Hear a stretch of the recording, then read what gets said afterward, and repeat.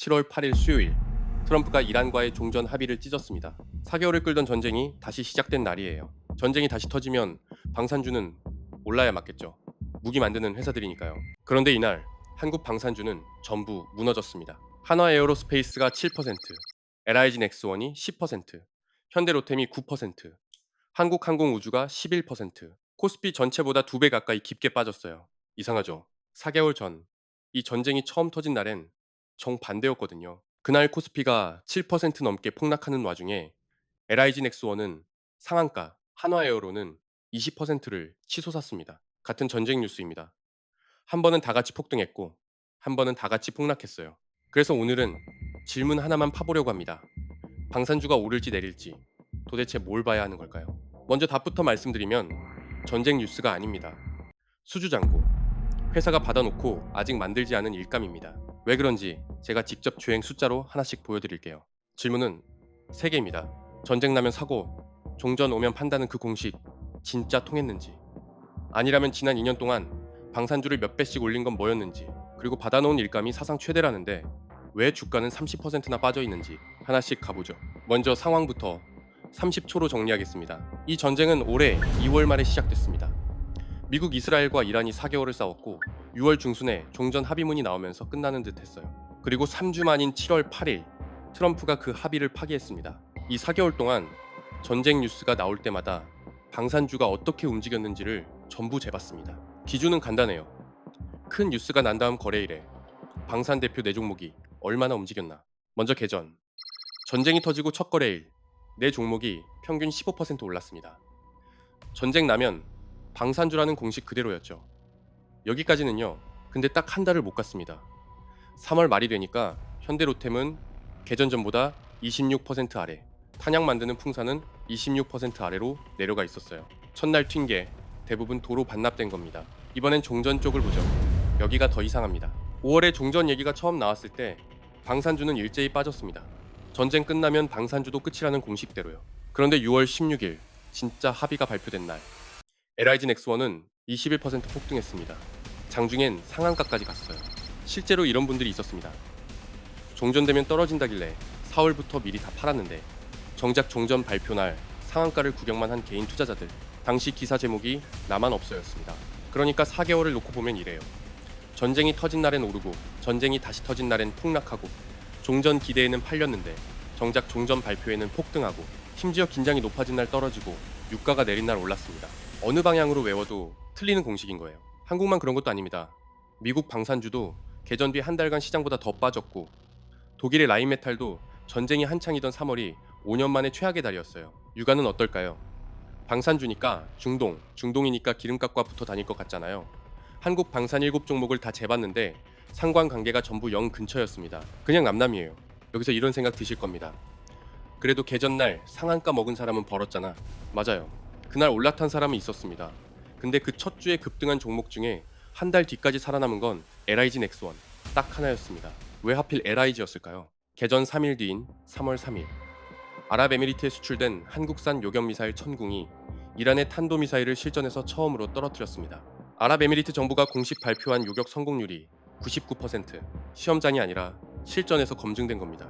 그러자 벌어진 일들이 있어요. 전쟁 중에 요격 미사일 30발이 한국에서 긴급 공수됐고 6월엔 아랍에미리트가 자기네 수송기를 한국까지 보내서 남은 물량을 직접 실어갔습니다.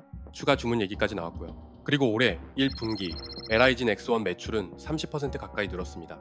LIG가 살아남은 이유 이제 보이시죠?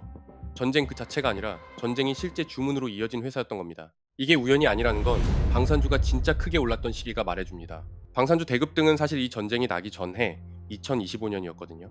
하나에어로스페이스가 159%, 현대로템이 261%. 이 전쟁이 터지기도 전에 몇 배가 오른 거예요. 그 해에 있었던 건 전쟁이 아니라 계약이었습니다. 폴란드 전차 2차 계약 8조 7천억 원, 폴란드 로켓포 3차 계약 5조 6천억 원. 이런 계약들이 쌓이면서 대표 내 회사가 받아놓은 일감이 1년 만에 100조 원에서 121조 원으로 불었습니다. 이 받아놓고 아직 안 만든 일감을 수주잔고라고 부릅니다. 오늘 영상에서 이 단어 하나만 가져가시면 돼요. 이게 왜 그렇게 중요하냐면 무기장사의 돈 흐름 때문입니다. 나라가 무기를 사는 순서는 이렇습니다. 먼저 예산을 잡고 계약을 맺어요. 이때 계약금이 한 10% 들어옵니다. 그리고 몇 년에 걸쳐 만들어 넘기면서 나머지 돈을 받아요. 폴란드의 판 자주포는 첫 계약분을 다 넘기는데 3년 반이 걸렸고 루마니아 거는 7년짜리입니다. 그러니까 수주 잔고가 121조라는 건 앞으로 몇 년치 매출이 이미 잡혀 있다는 뜻이에요. 회사별로 따지면 지금 연매출의 5년에서 7년치입니다. 그 일감이 실제 돈으로 바뀐 게 작년이었습니다. 내 회사 영업이익이 사상 최대였고 현대로템은 창사 이래 처음으로 영업이익 1조를 넘겼어요. 그럼 그 계약들은 누가 줬느냐? 전쟁 당사자인 이란이 아닙니다. 이란은 한국 무기의 고객이 아니에요. 계약서에 사인한 건 전쟁을 지켜보던 나라들입니다. 폴란드, 핀란드, 노르웨이, 사우디, 아랍에미리트, 불안해진 나라들이 국방 예산을 늘리고 그 예산이 몇 년 뒤 한국 회사에 계약이 되는 구조입니다. 나토는 국방비를 국내 총생산의 5%까지 올리기로 못 박았고 작년 한 해 유럽 군사비는 14%가 늘었습니다.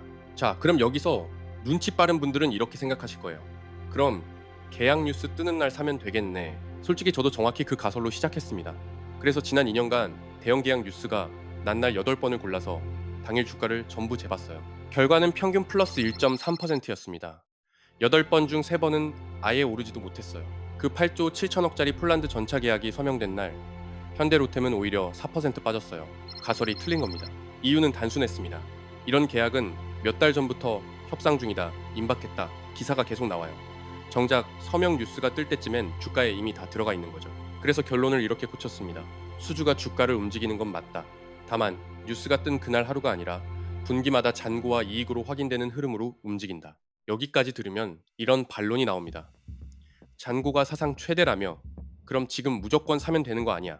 여기가 무서운 대목입니다. 잔고는 121조로 최대인데 주가는 고점에서 30% 안팎 빠져 있습니다. 모순 같지만 모순이 아니에요. 주가가 잔고보다 몇 년을 앞서 달렸기 때문입니다. 작년 여름에 이런 논란이 있었습니다. 한국 방산주의 주가 수익 배수, 그러니까 지금 버는 이익으로 지금 주가를 몇 년 만에 버느냐는 숫자가 30배에서 60배였어요. 미국 대표 방산주 로키드 마틴이 20배가 안 됐으니까 미국보다 두세 배 비싸다는 얘기가 나온 거죠. 고점 날짜가 그걸 그대로 보여줍니다. 한화 에어로스페이스의 1년 최고가는 3월 4일, 한국항공우주는 3월 3일. 개전 직후의 그 급등이 그대로 꼭대기였습니다. 그러니까 뉴스 보고 따라 산 자리가 제일 비싼 자리였던 거예요. 실제로 3월 3일에 대장주를 따라 산 사람은 4개월이 지난 지금 계좌에서 3분의 1이 사라져 있습니다. 그리고 내려올 때도 방아쇠는 전쟁이 아니라 수주였습니다. 6월 말 폴란드 잠수함 사업에서 한국이 스웨덴에 졌습니다. 7월 7일엔 60조짜리 캐나다 잠수함 사업을 독일에 뺏겼어요. 이날 하나오션이 22% 폭락했습니다. 합의하기 전날, 그러니까 전쟁 뉴스가 나오기도 전에요. 솔직히 저도 처음엔 이 구간 하락을 전부 이란 탓으로 읽었습니다. 날짜별로 쪼개보고 나서야 고쳤어요.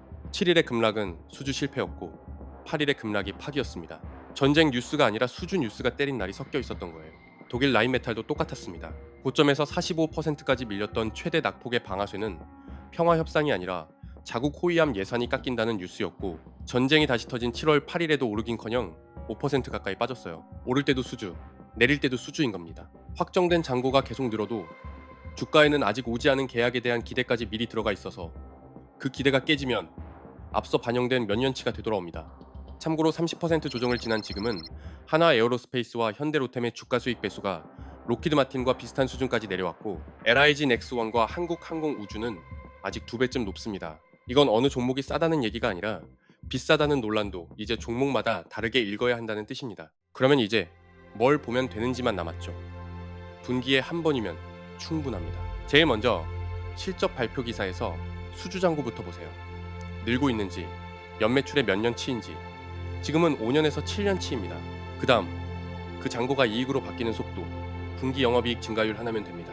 마지막으로 주가가 얼마나 앞서 있는지, 주가 수익 배수를 로키드 마틴하고만 비교해보세요. 네이버 증권에서 1분이면 됩니다. 2배가 넘으면 몇 년치 기대가 미리 들어간 상태라는 뜻입니다.